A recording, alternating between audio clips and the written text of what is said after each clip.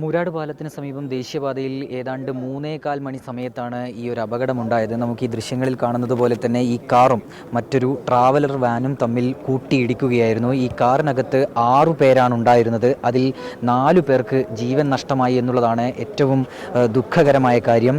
ഇവരെ അപകടമുണ്ടായതിന് പിന്നാലെ തന്നെ ഈ കാറിൻ്റെ മുൻവശം വെട്ടിപ്പൊളിച്ചാണ് നാട്ടുകാരൊക്കെ ചേർന്ന് ഇവരെ ആശുപത്രിയിലേക്ക് എത്തിച്ചത്. പക്ഷേ അവരുടെ ജീവൻ രക്ഷിക്കാൻ കഴിഞ്ഞില്ല. മാഹി പുന്നേൽ സ്വദേശിയായ റോജ, ജയവല്ലി, മായി റെയിൽവേ സ്റ്റേഷന് സമീപത്തുള്ള ഷിഗിൻലാൽ, അഴിയൂർ സ്വദേശിയായ രഞ്ജി എന്നിവർക്കാണ് ജീവൻ നഷ്ടമായത്. നമുക്ക് ഈ ദൃശ്യങ്ങളിൽ കാണുന്നത് പോലെ തന്നെ ഒരു പക്ഷേ ഈ കാർ ഈ അരികുവശം ചേർന്ന് മുന്നോട്ട് വരികയായിരുന്നു. കോഴിക്കോട് ഭാഗത്തേക്ക് പോകുന്ന കാറാണിവർ. നമ്മൾ മനസ്സിലാക്കിയതനുസരിച്ച് ഒരു കല്യാണത്തിന് പോകുന്നവരാണ് ഈ കാറിൽ ഉണ്ടായിരുന്നത്. അതിനിടയിലാണ് ഈ ദാരുണമായ അപകടമുണ്ടായത്. നമുക്കിപ്പം ഇപ്പോൾ ഇവിടെ ഉണ്ടായിരുന്ന ഒരാൾ കൂടി ചേരുന്നുണ്ട്. ചേട്ടാ, എങ്ങനെയാണ് ഈ അപകടം സംഭവിച്ചതെന്നതിനെക്കുറിച്ച് എന്തെങ്കിലും?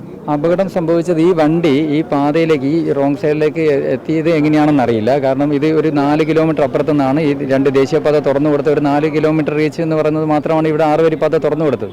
അവിടെ എങ്ങനെയാണ് ഈ റോങ് സൈഡിലേക്ക് വണ്ടി വന്നതെന്ന് അറിയില്ല.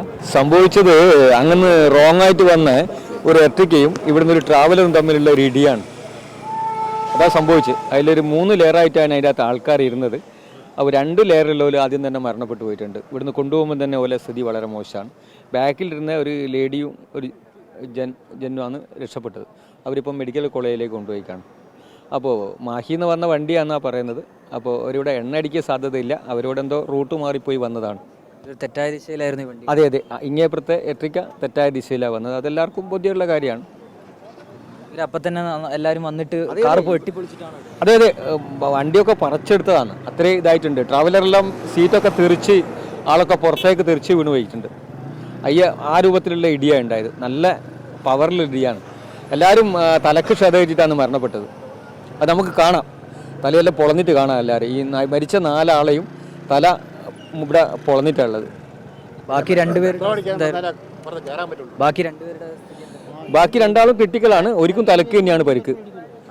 ഒരിക്കൽ കോളറൊക്കെ ഇട്ടിട്ട് അവരെ മെഡിക്കൽ കോളേജിലേക്ക് കൊണ്ടുപോയിട്ടുണ്ട്, MCHലേക്ക് കൊണ്ടുപോയിട്ടുണ്ട്. ട്രാവലറിലുള്ളവരുടെ സ്ഥിതി എങ്ങനെ? എന്തെങ്കിലും അവർക്ക് ഡ്രൈവർ നല്ല ബുദ്ധിമുട്ടിലാണ്. ഡ്രൈവർ എടുക്കാൻ കുറേ സമയം കഴിഞ്ഞിട്ടുണ്ട്. ഞങ്ങൾ അവിടെ എത്തിയതിന് ശേഷമാണ് ഡ്രൈവർ അവിടെ കൊണ്ടുവരാൻ കഴിഞ്ഞത്. ഡ്രൈവർ കുടുങ്ങിക്കിടക്കുന്നതാണ്.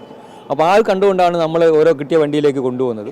പിന്നെ നമ്മൾ അവിടെ എത്തി കുറച്ച് കഴിഞ്ഞാണ് ഡ്രൈവറെ കൊണ്ടുപോകുന്നത്. അപ്പോൾ ഡ്രൈവറെ നമ്മൾ അവിടെ ഇറക്കിയും ബാക്കിയുള്ള വേറെ ഹോസ്പിറ്റലിലേക്ക് കൊണ്ടുപോകുമെന്ന് പറഞ്ഞ് മടക്കി അയച്ചതാണ്. കാരണം എല്ലാ ആൾക്കാരും അവിടെ സൈറണിൽ എത്തിക്കഴിഞ്ഞാൽ ഓല് പാനിക്കാവും. അപ്പോൾ അതുകൊണ്ട് തന്നെ അവിടെ നിന്ന് അവരെ ഞങ്ങൾ അങ്ങോട്ടേക്ക് മടക്കി വിട്ടു ആ ആംബുലൻസിൽ. ഈ കാറിൽ പരിക്കേറ്റവരാരെങ്കിലും സംസാരിക്കാൻ പറ്റുന്നവർ അങ്ങനെ ആരെങ്കിലും? ഒരാളുണ്ടായിരുന്നു. അയാളെടുത്താണ്, സത്യം എന്ന് പറയുന്ന ആളെടുത്താണ് നമ്മൾ എന്താക്കിയത്, ഈ അഡ്രസ്സ് കളക്ട് ചെയ്തത് അദ്ദേഹത്തിൻ്റെ. അദ്ദേഹം ജോറോഡാണ്.